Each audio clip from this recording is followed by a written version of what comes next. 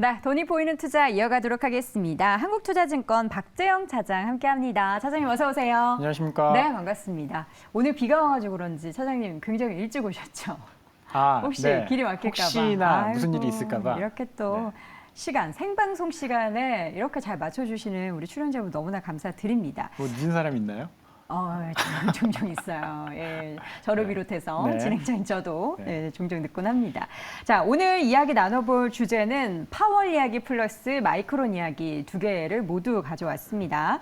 파월의 추가 금리 인상, 그러니까 추가 금리 인상에 대해서는 발언을 했지만 2연속에 대해서 시장이 좀 약간 들썩였어요. 뭐 어떻게 좀 해석을 하셨나요? 저는 뭐 사실 매파적이긴 했는데 네.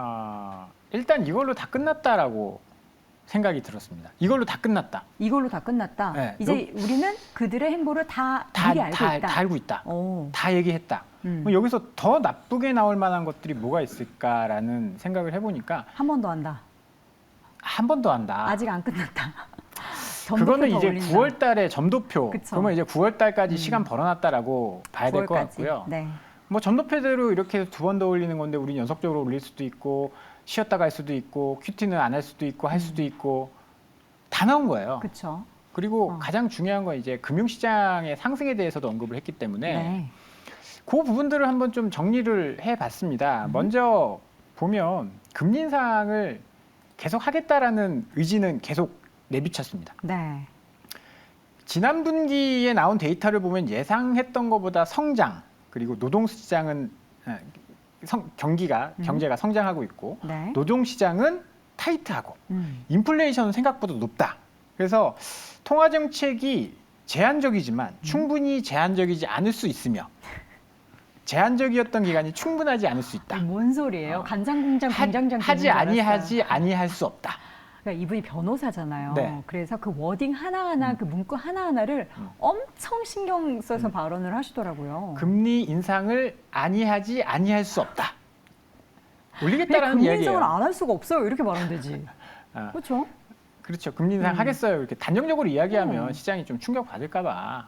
하지 지금 않을 수가 없는 상황에서 네, 못하겠습니다. 충분히 제약적으로 금리를 올렸다라고 이야기를 했어요. 그 전까지는. 네. 지금 굉장히 충분히 제약적인 그 금리 수준이다라고 이야기를 했는데 이번에는 충분히 제약적이지 않을 수 있다. 그러면 충분히 제약적으로 만들어야겠죠? 더 올린다라는 이야기를 한 겁니다. 굉장히 삥삥삥 돌려서 어렵게 이야기한 거고 제한적이었던 기간이 충분하지 않다라는 거는 네. 좀 더 길게 끌고 가겠다. 그 이야기를 한 거고요. 네. 그리고 우리가 연속적으로 올릴 거라고는 생각을 하지 않고 있었습니다. 그쵸. 근데 이제 두 번 연속에 대한 이야기도 했는데 매우 강한 노동시장이 경제를 이끌고 있어서 6월 경제 전망에서 대다수 위원들이 2번 이상의 금리 인상을 전망했다. FOMC 회의를 한 번씩 건너뛰면서 금리를 올릴 수도 있고 안 그럴 수도 있는데 연속 인상을 배제하지 않겠다라고 이야기를 했습니다. 우리가 6월 FOMC 이후에는 아니죠. 뭐 5월부터서도 그랬습니다. 조금 쉬어갈 거야. 왜냐하면 금리를 인상한 게 경기에 어떤 영향을 주는지 확인을 해야 된다라는 발언을 한 그 위원들이 굉장히 많았거든요. 그런데 그래서 이제 6월 달에 쉬어갔죠. 근데 점수표를 보니까 2번 더 올리겠다네. 그럼 2번 올린다라고 하는 건 지금 한 번 쉬어갔는데 갑자기 또 연속으로 올리는 건 이상하잖아. 네. 7월 달에 한 번 올리고 쉬었다가 뭐 11월에 올리든지 그럴 거야. 그쵸. 라고 전망을 했었는데 네. 이게 좀 매파적이었다라는 건 우리는 연속적으로 올릴 수 있으니까 너 우리가 하는 것들을 쉽사리 너희 생각대로 상상하지 마. 좋은 쪽으로 해석하지 마. 이런 이야기를 한 겁니다.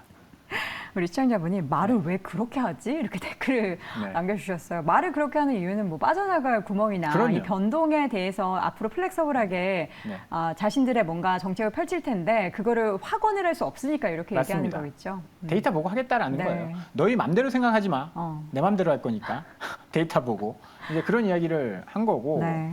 일단 우리가 가장 중요하게 보는 게 그러면 금리 언제 내릴 건데 뭐 기대감은 없지만 올해 기대감은 없지만 뭐 어떻게 하면 금리를 내려줄 거예요?라고 했을 때는 오랫동안 이제 제한적인 정책을 유지할 거다. 근데 만약에 인플레이션이 빠르게 내려오고 우리가 2%의 인플레이션 경로로 갈 수 있다라는 게 확인이 되면 우리는 바꿀 수 있다. 뭐 물가가 빨리 내려오면 낮추겠다라는 거예요. 금리 낮추겠다라는 네. 거예요. 뭐 경기고 뭐고 다 필요 없이 인플레이션만 2%로 간다라는 확신이 있으면 금리를 내려주겠다라는 이야기여서 연준의 통화 정책은 인플레이션을 가장 중요하게 봐야 되고 그러면 이런 질문이 나올 수도 있잖아요. 야, 너희 인플레이션만 보다가 경기 침체 와서 다 같이 무너지면 어떡해. 근데 거기에 대해서는 지금까지 한 번도 바꾸지 않은 명확한 의견을 계속 제시하고 있습니다. 네. 작년부터 계속 그런 얘기 했잖아요. 고용이 이렇게 좋은 상황에서 경기 침체 안 온다. 지금 고용이 굉장히 타이트하고 네. 구인 건수가 좀 줄어들고 있긴 하지만 그래도 실업자보다는 1.7배 많은 수준이다. 일할 의사만 있으면 언제든지 일을 일자리를 할수 구할 있다. 수 있기 때문에 대량 실업이 발생해서 경기 침체가 오는 그런 일은 벌어지지 않을 것이다. 그래서 소프트 랜딩 여기에 대해서는 이제 그 실업률, 네. 고용 이런 상황 때문에 굉장히 좀 확신을 가지고 있는 것 같아요. 여기에서 아마 시장에서는 조금 자신감을 얻었지 않나. 네. 아니 이제 금리 올릴 거 다 올렸고 연속으로 인상한다라고 하면 7월 달에 끝날 수도 있겠네. 그런데 경기는 되게 좋네. 파월이 이야기하는 거 보니까 그러면 자신감 좀 가져도 되지 않겠어? 라고 하면서 시장은 좀 안도를 했고 마지막에 했던 말이 가장 중요합니다. 연준과 시장의 일은 다르다라고 이야기를 했어요. 연준과 시장의 일. 여기서 시장은 주식시장을 이야기한 네. 것 같아요. 연준과 시장의 일은 다르다. 우리는 더 큰 금융시장을 본다. 지금 주가가 굉장히 많이 올라왔어요. 작년 초 같은 경우에는 금리를 올리기 시작하는데 주가도 같이 올라가니까 파월이 굉장히 좀 싫어했죠? 예민하게 반응했거든요. 왜냐하면 주가가 올라가면 가처분 소득이 안 줄어들고 그러면 소비가 계속 늘어나고 그러면 인플레이션이 안 잡히는 거예요. 그래서 굉장히 예민하게 반응했는데 지금 인플레이션이 좀 잡히고 있으니까 네. 주식시장 올라가는 거 좀 괜찮아. 좀 그래. 주는 거예요. 주식시장이랑 우리랑은 좀 달라라고 네. 선을 그었습니다. 우리는 더 큰 시장을 보니까 시장이 뭐 주식시장만 있는 것도 아니고 채권시장, 외환시장, 뭐 경제 다 있는 거니까. 안 따라와서 그런 것 같은데요. 주식시장이 마음대로 안 따오니까 그래 삐졌어요? 너네는 나랑 달라. 너네끼리 가. 약간 이제 애랑 약간 갈 이제 때 엄마 말 안 들으면 야, 너 너는 맘대로 해. 맘대로 가. 어. 나 아빠 간다. 이런 것처럼.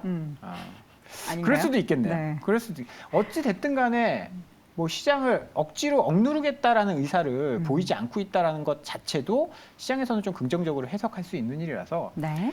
이번 이제 22 포럼에서 파월이 보여줄 수 있는 건 다 보여줬다.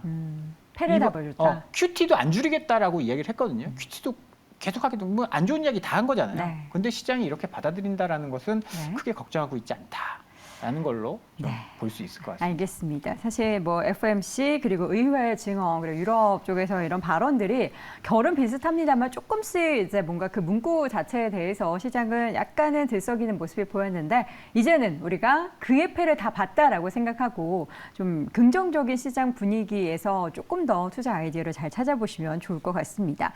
마이크론 실적 발표 오늘 새벽에 보셨죠? 네. 이렇게 좀 긍정적으로 나올 거를 미국 시장에서는 약간 기대했나 봐요. 보니까 주가도 반도체 쪽 다 빠졌는데 마이크론만 초록불 켰었거든요. 네, 뭐 예상치대로 나온 거죠. 예상치보다 조금 더 잘 나왔으니까 시간이 많지 않으니까 핵심만 좀 말씀을 드리겠습니다. 마이크론 실적 잘 나오는 거랑 우리랑 뭐 사실 큰 상관없잖아요.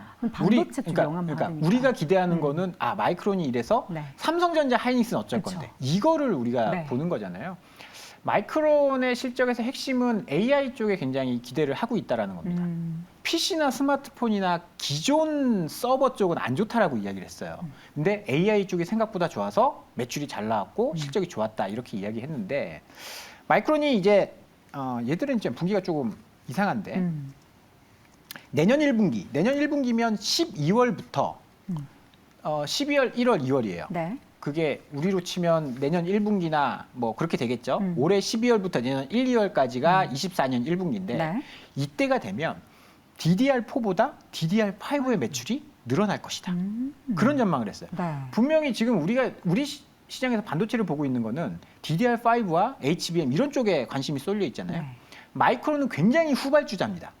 마이크론이 이제 올해 12월이 DDR4보다 DDR5 매출이 늘어난다라고 보는 거는 하이닉스나 삼성전자는 한두 분기 정도 더 빠를 수 있다는 거거든요. 그러면은 이제 지금부터네요? 그렇죠.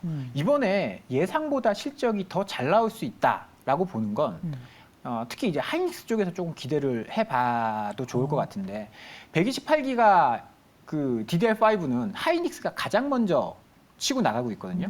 그러면 이쪽에서 실적이 잘 나온다라고 하면 ASP가 올라가면서 실적에 대해서 기대감이 조금 더 생길 수 있는 거다. 그래서 마이크론의 실적에서는 이 부분, AI 반도체 쪽, 이쪽도 하고 있는데 우리가 더 빠르다. 그러면 지금 삼성전자 오늘 신고가 가고 있는데 네. 삼성전자보다는 하이닉스가 조동조 조금 더 많이 받았고 네. 이 부분 AI 반도체 쪽에서 좀 앞서 나가기 때문에 하이닉스 쪽을 좀 보시는 것도 좋을 것 같습니다. 자, 7월이 이제 다가오고 있습니다. 다음 주부터는 7월 증시를 대응을 해야 될 텐데 어떻게 7월 증시는 반도체 쪽을 집중적으로 전략을 짜야 자동차도 되는 건가요? 봐야죠. 자동차 실적이 강조해 좋습니다. 주셨고. 네.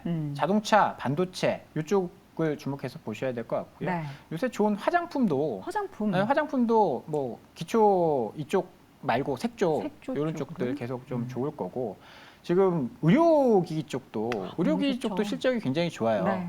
뭐 월마다 실적 나올 때마다 팍팍 튀어오르거든요. 그럼 매월 실적이 좋았다라고 하면 2분기 실적 좋다라고 볼 수 있으니까 네. 그런 쪽들 함께 곁들여서 보시면 좋을 것 같습니다. 네, 관련한 섹터 7월 시장에서 좀 공략해서 여러분들도 수익 많이 또 향유하시기를 기원해 보도록 하겠고요. 돈이 보이는 투자의 시간 박재영 차장과 함께했습니다. 고맙습니다. 감사합니다.